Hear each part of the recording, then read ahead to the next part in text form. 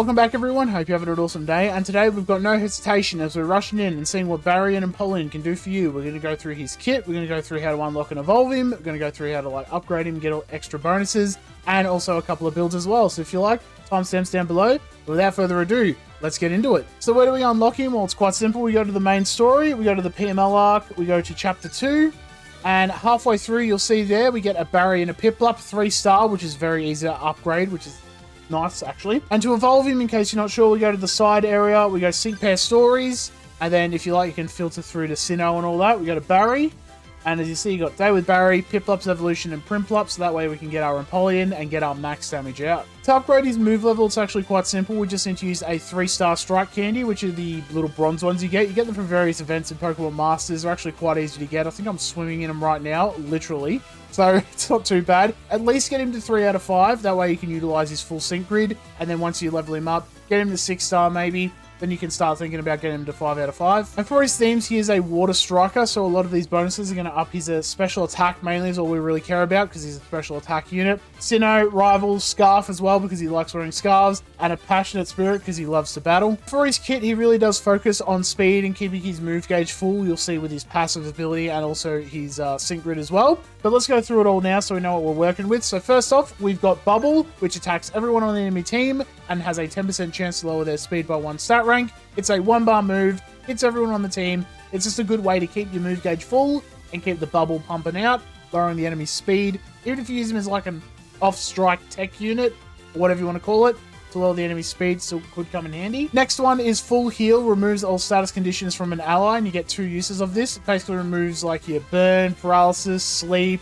anything like that. You can get rid of that. It's not really super helpful, but it's just like a little extra bonus. Would have actually preferred like a potion here, but Full Heal can come in handy every now and then. Next up is Bubblebeam, which is your single target DPS move. Has a 10% chance to lower the target speed by 1 stat rank. It's kind of like Bubble, except it does more damage, but it only hits 1 unit. So if you want this to be kind of like your off striker, or just like not your main one, or even your main one, you're just focusing on 1 unit down, Bubblebeam's probably the way to go. And lastly is No Hesitation. Raise the user's speed by 2 stat ranks and will raise the crit hit rate by 1, and you get 2 uses of this. So a +4 speed, +2 crit rate, which means you hit him hard, hit him fast. You don't raise your special attack, which is a little unfortunate, but there are other ways to get that. You know, his grid can do that as well. Or you just bring in the support, use your X special attack all, buff it up, and then get some big damage out. And for his sync move, Late Fee Bubblebeam, which means you owe me 1,000,000 Pokebucks if it misses. Basically, as long as he's 6-star EX, will hit everyone on the field. Otherwise, it doesn't really matter. It's just a generic sync move. You just hit him with a big Bubblebeam, and then just a big damage, nice and easy. And for his passive skill, he only has 1, which is Power Flux 5. The more the move gauge is full when you select a move, the more damage it will do. So with Power Flux 5, I've already done this calculation, but I'll leave it down below just in case. You get a 1.3 damage multiplier, as long as you have 6 bars in your move gauge. That's why you want to really focus on having a really high speed. And for his lucky skill, this is one of those weird ones. If you're using him as a single target unit, I would probably put on Power Flux 3, just because it will add on to his Power Flux 5, and you get a little bit extra damage there. Otherwise, Critical Strike 2, never a bad option, especially if you're using him as like a sync nuke unit. I'm not aware if he has a specific cookie. If he does, that might work out a little bit better. But for now, we'll just say Critical Strike 2 and call it a day. Alright, we have 4 grids here for Barry and Empoleon. We've got 2 5-star ones and 2 6-star ones, depending on what moves you want to use and how you want to utilize his kit. Again, timestamps down below if you want to skip to anywhere in particular. So first off is going to be our 5-star Bubble build, focusing on Bubble and doing as much damage as possible. Obviously, no hesitation. We want to up our speed, up our crit rate, get as much damage out as possible that way. We can up our damage by getting ramming speed. The more our speed is raised, the more it's going to power up our moves, which will just give us that little bit of extra oomph. Speaking of extra oomph, Hunter's Instinct, the more the target's speed is lowered, the more it will power up the user's moves, and because it hits everyone on the team, we'll throw in Bubble on a roll, adds another 10% to lower the enemy's speed on all 3 units, remember that? So we're going to get extra damage out on all of them. This is more like just like your generic AoE striker. It's only a 1 gauge move, not very strong, but it's a good way to keep consistent damage coming out. And remember, you have Power Flux, so you can get some big damage out that way. And if you do want more damage, the 5-star Bubblebeam build is the way to go, focusing on single target DPS with Bubblebeam and getting as much damage out as possible. We've got ramming speed and also Hunter's Instinct. The more our speed is raised, the more the enemy speed is lowered, the more damage we're going to do to maximize our damage output. We've also got Bubblebeam Move Gauge Refresh. We can keep the move coming out. It's a 2 gauge move, so it's a little bit costly. but keeping it coming out will be good. And also we can utilize Power Flux, which should come in pretty handy. And also on a roll 4, adds another 40% chance to lower the enemy's speed with Bubblebeam, which is really good. Pretty high chance to lower the enemy's speed. Utilize Hunter's Instinct to its fullest potential. If you want, you could take that off and go for no hesitation. I would only do that if you have Crit Strike 2.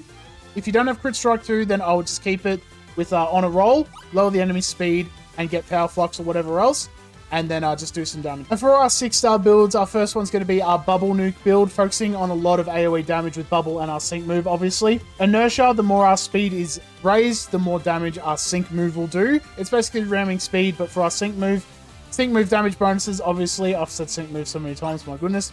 Cakewalk, the more the target speed is lowered, the more it's going to power up our Sync move. So again, we want to hit it with Bubble, get that speed lowered, and because we're hitting with Bubble, we better get on a roll just to make sure we can lower the enemy's speed and get some big damage output there.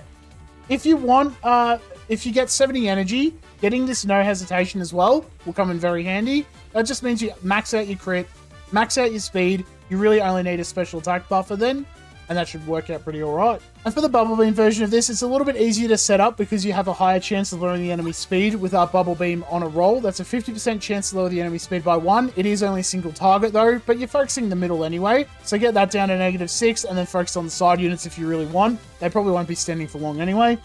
Bubblebeam move gauge refresh, for obvious reasons, getting the Power Flux damage bonus should be nice. Cakewalk and Inertia, just to up the damage of our Sync move for all the speed differences. And for this last one, depending on where you want to go, I'm not going to use Bubble in this build, so I opted to go for Stamina Reserves, or this route, I suppose. Just because at least this way, I get the move gauge back. If I'm not using Bubble, I'm not going to utilize the move gauge refresh. Whereas at least with the Stamina Reserves, I get it back. But by the time that comes in, Barry's probably going to be the last one alive anyway. So it doesn't really matter which way you go with this. If you need the extra energy and you want to get no hesitation, do that. If you get 70 energy, get it anyway. Max out your speed, max out your crit, and nuke down the enemy. And just a couple of side things. No hesitation ramp up. It's only 1 start rank for special attacks, so it's not super helpful, I don't think. Let's say you get 1 refresh on no hesitation. You max out your speed, you max out your crit. Excellent, good, that's good. You still need to get another 3 refreshes to then max out your special attack. I'd rather just bring in a support that can do that, you know? And for the full heal health recovery, while it is pretty cool having a little potion there when you need it, if you're really strapped for healers, it can come in handy, but Barry's a striker. He's there to deal damage. You don't really need him there to heal. Again, strapped for healers, go for it. I don't really think it's worth it. I'd rather just bring Skylar in and call it a day. And that's it for the Barry and Empoleon guide. Thank you all for watching. Hope you all enjoyed. Let me know down below if I gave you some build ideas, or if you have any build ideas for me. Let me know and I can regret not adding them to the video. As I said, he's a pretty good water type striker. I use him in Champion Stadium to this day because he has a lot of sync move bonuses with a lot of speed up and speed down on the enemy. Getting that extra special attack has been annoying, but if you can get that and utilize him to his full potential, it just all comes together in a glorious, glorious Bubble Beam. But yeah, until the next one, I'll see you all in the next one. Make sure to subscribe or you owe me $1,000,000 Pokebucks.